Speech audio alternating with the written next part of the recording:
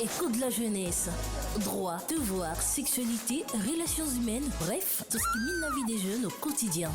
Écho de la jeunesse, Marc Foucault. Bonsoir et bienvenue à l'émission Écho de la jeunesse. Écho de la jeunesse est, comme vous le savez, une émission qui parle de toutes les questions qui concernent la jeunesse. Pour ce soir, dans Écho de la jeunesse, nous parlons des bêtes noires en milieu scolaire. Certainement que vous avez déjà entendu un élève vous dire « telle matière est ma bête noire ». Qu'est-ce que c'est exactement? Nous allons en parler tout à l'heure avec les deux rédacteurs en chef de Lux Média. Il s'agit donc de M. Marcel Gassiélé. Bonsoir M. Marcel. Bonsoir Marc. Vous êtes le rédacteur en chef de Lux FM. Exact. Merci beaucoup d'être venu, monsieur. Merci. Et de l'autre côté, nous avons M. Krislav Pungi. Bonsoir M. Krislav. Bonsoir Marc. Vous êtes le rédacteur en chef de Lux Télévision. C'est ça, oui. Merci d'avoir accepté notre invitation. Merci. De l'autre côté de la technique, il y a Ken Kibwanga, qui fait aussi office de réalisateur. Et moi, c'est Marc Mfoukou. Alors, tout de suite, pour commencer, en milieu scolaire, on parle souvent des bêtes noires. C'est quoi ce langage, M. Christophe? D'abord, permettez que je puisse dire merci pour l'occasion que vous nous donnez de parler d'un thème aussi important que celui des bêtes noires. Alors, pour mieux cerner le sens des mots, il nous faut chercher à comprendre ce que les apprenants eux-mêmes mettent derrière ces vocables.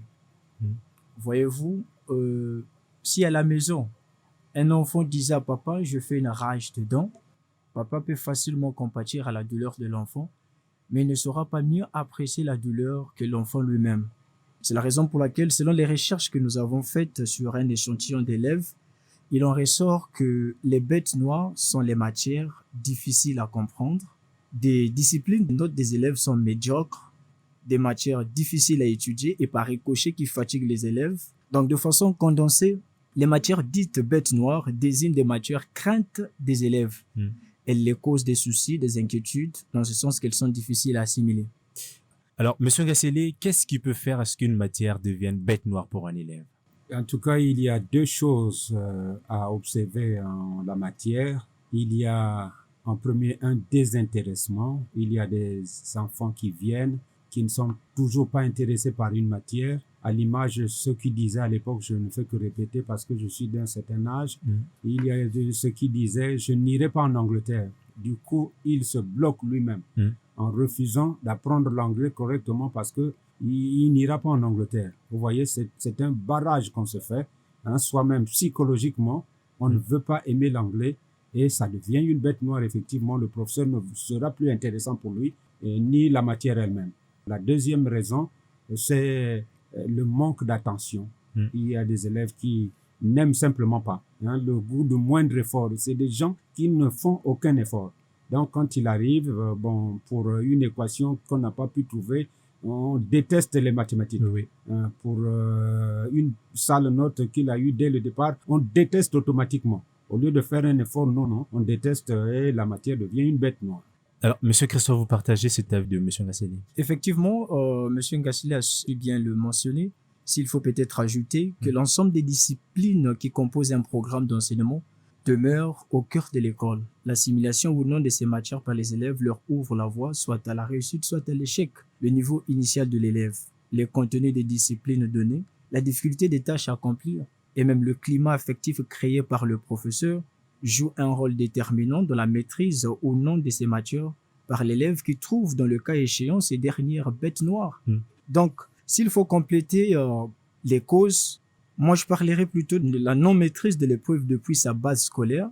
Nous avons le manque de concentration, le doyen Gassiélé venait de le souligner. Oui. Il y a la peur, il y a le manque d'enthousiasme, les élèves qui ne font aucun effort pour chercher à comprendre ce qu'on leur enseigne. La liste n'est pas exhaustive parce que vous trouverez toujours plusieurs causes qui fassent qu'effectivement ces matières soient appelées bêtes noires. Vous avez parlé de la peur. De quelle peur parlez-vous exactement? Vous savez, dès lors qu'une personne est alimentée par une peur selon laquelle « moi je ne pourrai jamais faire ceci », ça crée un blocus.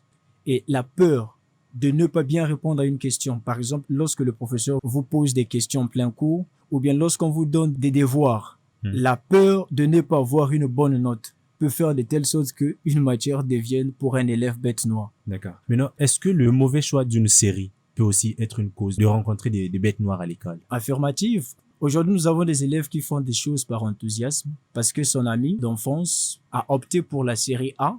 Lui, sans pourtant mûrir la question, décidera aussi d'aller en série A, alors que vous n'avez pas la même destinée, s'il faut employer ces termes. Exactement. Vous voyez bien qu'il faut de l'orientation scolaire au départ.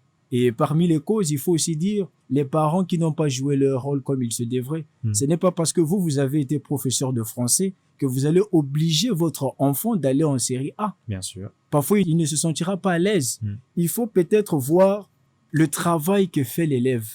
Ses capacités. Ses capacités crâniennes, effectivement. Depuis le primaire, vous pouvez déjà appréhender quelque chose sur ce que sera la série que doit faire votre enfant. Il y a d'autres parents qui obligent, je le disais tantôt. Bien sûr. Moi, j'ai un bac D. Je souhaiterais que dans ma maison, qu'il y ait que des élèves avec des bacs D. Or, vous voyez bien que le choix d'une série devait être un choix de l'élève lui-même et non des parents. Donc, la mauvaise orientation scolaire peut aussi faire de telle sorte que l'élève, ne sachant pas ce qu'il faut, les matières lui seront donc des bêtes noires. Mais est-ce que ce n'est pas plutôt un problème psychologique, Monsieur Marcel? Bon, ce que Chrislov a dit est fondamental. Vous savez que les élèves ne sortent que des familles. Bien. Personne ne sort de la rue, donc ça dépend du rythme qu'on a donné au sein de la famille. Et donc, pour cette question, je pense qu'il y a plusieurs raisons du mauvais choix. Il y a des enfants ou alors des élèves qui ont la volonté de parvenir. Bien. Ils se disent, je dois décider. Or, derrière une décision, il y a une puissance. Ils décident. Les parents ne savent ni lire ni écrire, mais lui, il a décidé de vaincre toutes les matières et de braver. Effectivement, ceux qui ont compris cela ont dû réorienter les enfants. Tout va avec le quotient intellectuel. Chez nous, en Afrique, on n'en sait rien. Sinon, c'est le quotient intellectuel. Lorsque l'enfant arrive à un certain niveau, le parent doit être capable de l'orienter convenablement, conformément aux qualités de son enfant. L'enfant qui n'est pas bon en mathématiques, on ne peut pas l'envoyer faire les mathématiques. Alors, il faut l'orienter correctement, selon les notes obtenues. Ça devait se faire sur la base du concret. Or, lorsqu'on envoie l'enfant comme ça, s'il n'a pas la décision, il trouvera tout difficile. Bien sûr. Voilà pourquoi il faut peut-être encourager les commissions d'orientation des enfants. Et l'orientation de l'enfant ne se fera que sur la base du concret, des notes obtenues par l'enfant. Alors, c'est sur la base de ces notes que les pédagogues peuvent dire cet enfant a des aptitudes pour faire la littérature ou les sciences. Mais déjà que depuis l'école primaire jusqu'au collège, tout le monde fait la même branche, presque. C'est-à-dire que c'est le collège général. Donc, c'est peut-être à partir du lycée qu'il faut en fait orienter l'enfant. Effectivement, c'est après que l'enfant a satisfait, par exemple, au BEPC. Or, qu'est-ce que nous voyons aujourd'hui? C'est l'école qui décide, l'établissement. Donc, au début, avant même la rentrée effective, nous voyons la sélection se faire. Et cette sélection se fait à base de quoi? En temps normal, les écoles devaient se rapprocher soit de la direction des examens concours pour chercher à savoir, prendre même les relevés de notes pour voir X élèves auraient fait ceci en maths, auraient telle note par exemple en littérature. C'est suite à cela qu'on pouvait orienter. Or, lorsque vous faites les choses de façon hasardeuse, vous venez vous plaquer le nom de l'élève en série A. Heureusement qu'il y a même des chances de permutation. Mais même là aussi, moi, j'ai déjà vu quelqu'un permuter alors que la série qui lui convenait était même la même série. Mais au finish, il a eu des sérieux problèmes. Or, les établissements devaient procéder par des pré-tests avant qu'il y ait démarrage effectif des cours. Une fois les résultats du BPC publiés, lorsqu'ils reçoivent des listes, en temps normal, il faut procéder par un pré-test. Vous venez, vous soumettez les élèves à toutes les disciplines. Ils font tout. C'est à la fin, lorsque les notes seront publiées, c'est à partir de ce moment qu'on pourra décider que X élève peut aller faire la série A. Mais monsieur Christophe, il y a un concours d'entrée au lycée technique, donc ça se fait. Mais est-ce que là, on va dire que à partir de ce niveau-là, au lycée technique, ça se fait. Mais à l'enseignement préscolaire, primaire, secondaire, de l'alphabétisation, l'enseignement général, ça ne se fait pas. Bien sûr. C'est l'école elle-même qui établit les listes, que X élèves, je ne sais pas quels sont les critères de sélection, de série qu'elles font ces écoles. C'est là le problème. Or, le gouvernement devrait aussi y voir parce que vous voyez bien que le gouvernement, c'est lui la tête. En temps normal, et je parle devant mon ancien, dans le passé, cela se faisait. On ne choisissait pas une série parce qu'on voudrait être dans cette série, mais ce sont les capacités de l'élève qui faisaient de telle sorte qu'on puisse l'orienter dans X ou bien Y série. Or, aujourd'hui, ça ne se fait pas. Bien sûr. Je marche avec Marc. Quand je vois que Marc ira faire la série D, et puis moi, par enthousiasme, je fais la même chose. Or, ce n'est pas bon.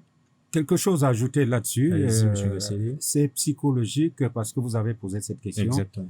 Et quand les parents pensent que son ami a un enfant qui a fait les mathématiques, le parent ne sachant rien, va chercher à orienter son enfant vers les mathématiques pour être par exemple un médecin. Vous avez des gens dans les familles qui viennent, bon, mon enfant est médecin, il a fait des études de médecine. Donc il est passé il a la maîtrise en sciences naturelles. Et le parent d'à côté qui écoute souhaiterait que son enfant aussi soit médecin, alors que son enfant est un bon littéraire. Mais oui. Et qu'il n'aura donc pas de capacité. Vous voyez, c'est psychologique. C'est un petit complexe. Effectivement, c'est ça. Par ignorance. Vous savez, actuellement, c'est peut-être, on parle de crise dans le secteur pétrolier. Sinon qu'avant, aller faire la série A, c'est comme si tu embrassais déjà le chômage. Bien sûr. Nous avons vu des parents dire à leurs enfants, non, pas de série A. Parce que moi, je voudrais que tu travailles pour une société pétrolière. Or, qui dit société pétrolière, dit série C. Et effectivement, série scientifique. Oui. Alors que l'enfant se sentirait à l'aise Avec, en faisant la littérature. Donc, c'est tout ça. Je voulais juste revenir, monsieur Gassélé. Tout à l'heure, vous avez parlé d'une citation qu'on dit tous, je n'irai pas en Angleterre. Mais là aussi, c'est un blocus que l'élève se met. Ça veut dire que pour lui, l'anglais n'est pas une matière nécessaire pour lui puisque ça n'a pas d'importance. C'est un blocus qui se met dans sa tête. Absolument. Absolument, c'est un blocus, c'est psychologique. Et cette barrière est volontaire pour ne pas avancer. Et lui, il ne le sait pas parce qu'il n'a pas étudié la psychologie. Au fait, il y a eu des gens qui sortaient de foyers totalement démunis. Papa, maman, tous ceux qui sont autour de lui ne le contrôlent jamais parce qu'ils ne savent ni lire ni écrire. Mais l'enfant se donne. Et toutes les matières, il est bon parce qu'il est conscient qu'il faut que je devienne quelqu'un. Voyez la décision. Il a une vision. Il faut que je devienne quelqu'un. Et à cause de cela, il essaie d'embêter les professeurs. Et là aussi, il y a quelque chose à dire. Le rôle des enseignants. Oui. Et effectivement, s'il faut ajouter quelque chose, vous savez, lorsque le gouvernement de la République, par l'entremise donc du ministère de l'Enseignement général, avait fait polycopier les leçons, nous sommes là donc en période Covid-19, les gens disaient, mais vous donnez des manuels aux élèves sans plutôt qu'il y ait un suivi, qu'il y ait un professeur. Moi, j'ai vu l'actuel Premier ministre, qui à l'époque était ministre de l'Enseignement général, dire, mais nous, comment avons-nous fait? Parce qu'à l'époque, nos parents n'ont pas été à l'école. C'est la décision dont parle M. Gassélé ici. Aujourd'hui, il y a abstraction de décision. On n'a pas le souci de devenir. On va à l'école parce qu'il faut seulement aller à l'école. On peut peut-être, oui. On veut éviter certaines tâches ménagères à la maison. Donc, l'école devient comme un lieu où on doit passer son temps. C'est un passe-temps maintenant. Un échappatoire. Effectivement. Alors, monsieur Gassélé, est-ce qu'il peut arriver que toutes les matières deviennent bêtes noires pour un élève? Absolument pas. Parce qu'il y a un problème de quotient. Même si le quotient intellectuel est à 0, toutes les matières ne peuvent pas constituer des bêtes noires. Mais quand on a fait un mauvais choix de série, on aurait dû faire la série C, mais on va en série A. Certainement que... Mais ça va tout... Allez-y. Oui, je disais même là, il y a quelque chose que tu vas aimer. Autrement dit, tu ne serais pas allé à l'école. Tu serais enfant de la rue certainement. C'est un choix. Et quand tu portes la tenue pour aller quelque part, c'est pour devenir quelqu'un. Et sinon, on change de direction. Et beaucoup ont dû changer de direction, effectivement. Tout à fait. Au lieu d'aller à l'école, il a viré, il est devenu dans la rue un petit commerçant ambulant. Un travail qui lui apporte de l'argent. J'ai vu ce phénomène dans le département de Kwilu où les enfants commençaient à vendre de l'or avant le temps. Effectivement. Et quand il a de l'argent, il a oublié l'école. L'école, ce n'est plus son problème. À ce moment-là, si vous le forcez, toutes les matières deviennent bêtes noires. Bien. Effectivement. Monsieur Christophe. C'est impossible que de voir un enfant pour qui toutes les matières sont bêtes noires. Parce que, vous savez, nous avons tous été sur le banc de l'école. Quelqu'un qui est qualifié de l'élève médiocre de la classe. Mais vous verrez bien que parfois en dessin, il est très fort. Il cartonne. Donc cela signifie que c'est impossible que toutes les matières deviennent bêtes noires. Non. C'est pas possible. C'est pas possible. Même si vous avez fait un mauvais choix de série, si par exemple vous, la série qui vous conviendrait, série à la série C, vous allez voir que cet élève qui est en série A fera bien les mathématiques, puisque actuellement, en série A, les élèves font les mathématiques. Ceux qui sont en série C, ils feront bien la littérature. Donc, ça a toujours été comme ça. C'est impossible qu'on dise que toutes les matières soient bêtes noires pour un élève. Non, non. D'accord. Est-ce que maintenant le comportement de l'enseignant peut faire que sa discipline devienne bête noire pour certains élèves? Effectivement. Vous savez, il y a un adage intellectuel qui dit les bons professeurs font les bons élèves.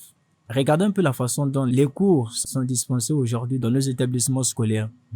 Un professeur, passez-moi les termes, qui s'est attrapé un cahier d'un ancien élève, il s'est mis à faire des leçons chaque année à base de ce cahier. Il n'y a pas d'innovation.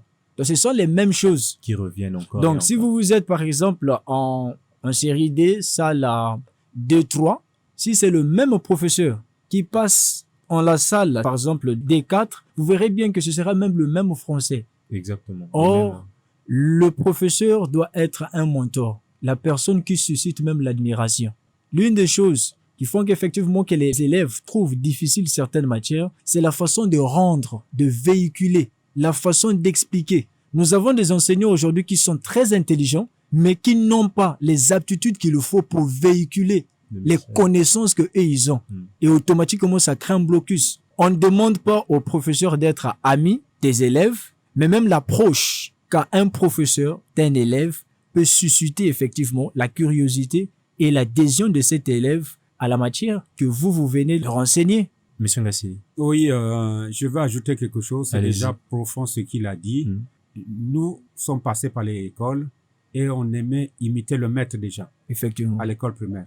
On voulait être comme le maître. Bien. Et imaginer que le maître fasse des choses qui ne sont pas correctes, qui ne sont pas admirables, qui ne sont pas tolérées. Alors, l'enfant prendra des habitudes qui seront propres au maître qui l'enseigne. Au maître. Voilà pourquoi les maîtres étaient des modèles. Or, aujourd'hui, qui enseigne? Ceux qui enseignent, il y a deux catégories d'enseignants. Il y a certains qui ont appris à transmettre les connaissances. Donc, c'est une matière. Donc, on ne s'en va pas comme ça parce qu'on est intellectuel, non. Or, il y a des enseignants intellectuels. Ils n'ont rien en matière de pédagogie. De pédagogie. Bien. La transmission des connaissances. Vous prenez les connaissances dans votre tête pour les transmettre à dans quelqu'un d'autre. Voilà. Il y a eu des techniques. Il ne faut pas enseigner des choses supérieures à des enfants qui n'ont qu'un bas niveau. Tout est adapté. C'est pour cela même qu'il y a plusieurs récréations à l'école primaire. Effectivement. On ne s'est jamais demandé pourquoi il y a plusieurs récréations à l'école primaire. Parce qu'un petit enfant ne peut pas se concentrer pendant des heures. Il a toujours besoin de jouer.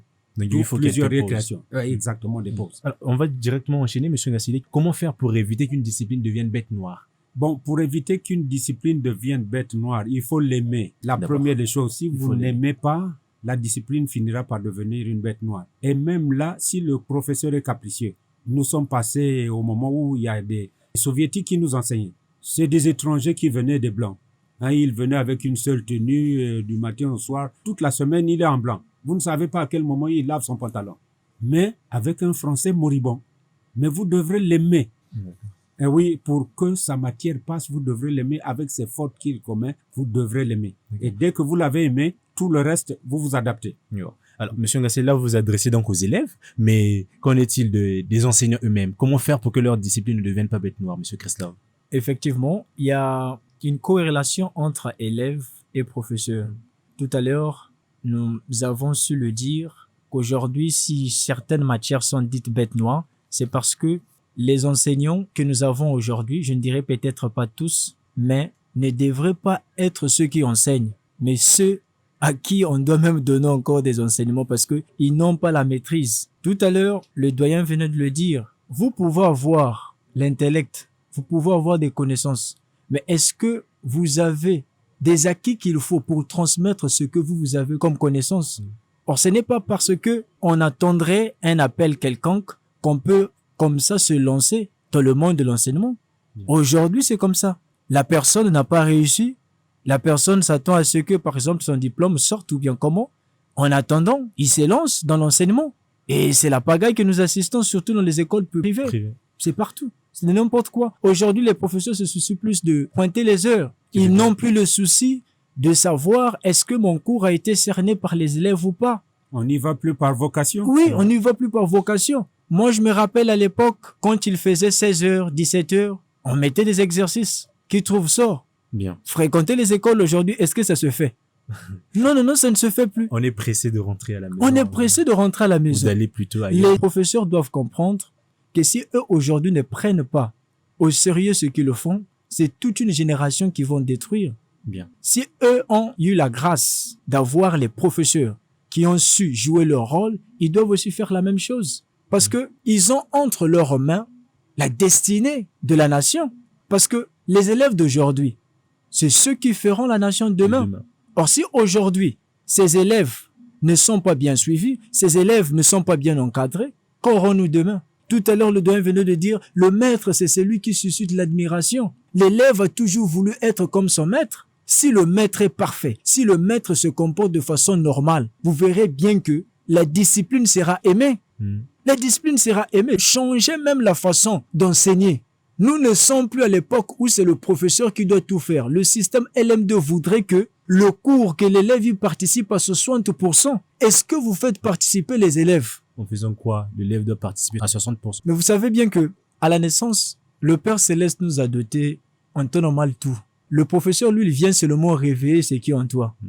Si aujourd'hui, on met un exercice, tu verras bien que ces écrits-là, ce n'est même pas le professeur qui viendra mettre ça dans votre tête. En voyant, vous saurez que ça, c'est X. On vous dira plus que depuis le bas âge, en étudiant sur l'alphabet français, on vous avait appris que X s'écrivait comme ceci. Donc, vous voyez bien que le professeur doit venir réveiller ce qui dort dans l'élève. Mais en faisant quoi? L'élève doit avoir une part active dans le cours. Ne vous contentez pas à dicter. Non. Vous ne pouvez pas, par exemple, être un professeur de maths. Vous venez, vous mettez un exercice au tableau, vous développez l'exercice vous-même, sous prétexte qu'il faudrait effectivement que vous fassiez vite parce que vous avez d'autres heures qu'il faut aller combler ailleurs. Ou alors il faut finir le programme. Non. Pourquoi courir? Parce que très souvent, c'est comme ça. Il faut courir, on donne même des fascicules aux élèves parce que on veut tout faciliter. Alors, oui, je voudrais ajouter quelque chose très rapidement. Très rapidement, parce qu'il reste très peu de temps. Il y a des travaux dirigés qui sont nécessaires pour faire travailler les enfants normalement. Et puis, à l'époque, c'était des cours magistraux. Les enfants fréquentaient des bibliothèques. Or, aujourd'hui, il n'y en a même plus de bibliothèques. Il n'y en a pas. Il n'y en a plus. Et donc, tu viens faire un cours magistral, les enfants ne savent pas là où aller chercher la documentation. Heureusement qu'il y a Google aujourd'hui, donc la communication... Il y a Internet. Il y a Google, le doyen, mais quel est l'usage qu'on en fait aujourd'hui? Là aussi, c'est un problème. C'est un problème. Vous savez, Marc, l'objet de la tricherie. Il est très facile d'entendre les élèves dire, par exemple, je n'irai pas en Angleterre, mais ce n'est pas de leur faute. Si vous ne créez pas en eux le goût de la langue, comment est-ce que ces élèves auront-ils l'idée? Tous nous avons été à l'école. Vous savez, lorsque nous étions en seconde... Alors, monsieur Christophe, je suis désolé, mais je vais devoir vous interrompre parce que nous avons très peu de temps. Monsieur Ngassili, on va finir par cette question. Comment remonter la pente face à une discipline qui est devenue une bête noire? En tout cas, en 1 minute. Et remonter la pente, l'enfant devrait se comporter comme un malade et le professeur comme un médecin. Qui cherche l'autre? Qui a le besoin de l'autre? C'est le malade qui doit aller vers le médecin. Donc, tout élève devrait mettre dans sa conscience psychologiquement bien garnie que le maître, peu importe sa taille, c'est mon professeur et je dois l'aimer et je dois bien assimiler son cours. Merci beaucoup, monsieur Ngassili. Alors, monsieur Christophe, un dernier mot en quelques secondes, en tout cas. Effectivement, vous savez, il y a un philosophe grec, Protagoras, qui disait que l'homme est la mesure de toute chose. Ce n'est pas parce que pendant tout le cursus scolaire jusqu'à aujourd'hui, les maths vous sont difficiles que les maths resteront difficiles. Non. Il faut juste changer de mentalité. Je veux parler de la décision. Derrière une décision, il y a une puissance. Et derrière une décision, il y a une puissance. C'est par ce mot de monsieur Christophe Pongui que nous mettons un terme à cette émission Écho de la jeunesse où nous parlons des bêtes noires en milieu scolaire. Il y avait beaucoup à dire, mais le temps nous a fait défaut. J'espère que nous en reparlerons très prochainement. Merci à vous, messieurs, d'être venus. Voilà, c'est la fin de cette émission. Nous nous retrouvons très prochainement. D'ici là, portez-vous très bien et bonne suite de programme sur LuxFM. Au revoir. Merci, Marc. Merci. Relations humaines, bref, tout ce qui mine la vie des jeunes au quotidien. Écho de la jeunesse, Marc Foucault.